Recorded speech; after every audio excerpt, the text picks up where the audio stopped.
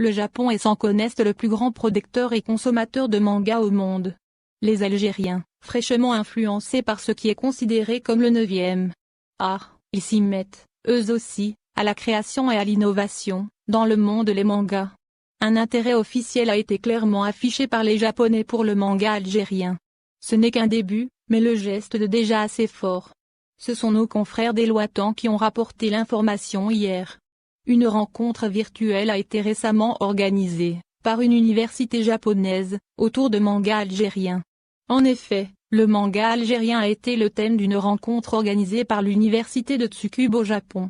Cette conférence virtuelle a vu la participation de spécialistes et de mordent les mangas, le journaliste reporter, éditeur et auteur algérien Salim Brahimi, plus connu sous le nom de Sayan. Les étudiants de professeur Aoyaji Ezuk, modérateur de cette rencontre, ont eu l'occasion de poser plusieurs questions à Sayan, à propos des spécificités de manga algérien. Les questions qui ont dévoilé l'intérêt porté par les Japonais aux spécificités de manga algérien, et les réponses qui ont justifié cet intérêt, à première vue injustifiable. Manga algérien et japonais, une rencontre faite de rêve et d'imagination. Il est à rappeler que Salim Brahimi, alias Sayan, avait écrit et scénarisé le manga Samikn, dessiné par Magnish Abdelghani. Ce manga a été le sujet principal. Les questions les étudiants japonais, fascinés et intrigués par la richesse culturelle algérienne, convertie en l'école purement japonais. Sayan avait profité, pendant cette conférence, pour souligner la particularité de l'Algérie, et de sa composante culturelle plurielle.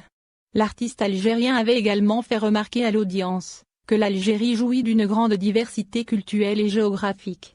L'auteur algérien avait ensuite confié, que pour écrire son DZ manga Samikn, il s'était inspiré de la culture tergi. Une culture qui, selon un anthropologue japonais, ressemble beaucoup à la culture japonaise ancestrale. Pour étayer ce qu'il avance, Sayan avait expliqué que les deux cultures possédaient plein de points en commun. En effet, et d'après Sayan, le thé serait l'un des multiples points en commun entre les Touaregs et les Japonais.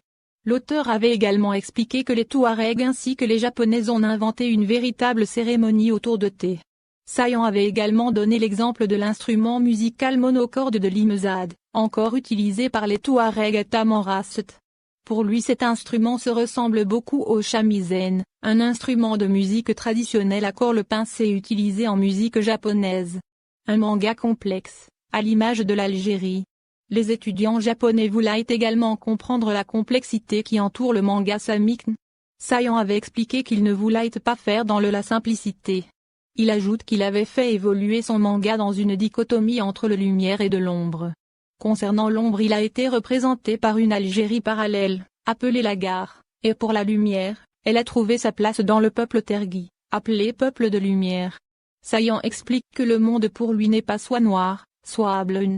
Pour lui la lumière représente le raison. L'ombre représente le mauvais côté les gens. Il faut avouer que les vrais gens dans le monde sont complexes. L'artiste explique enfin que le manga DZ est apparu après qu'une génération d'Algériens ait été influencée par les séries comme Captain Tsubasa ou encore Grand Désir.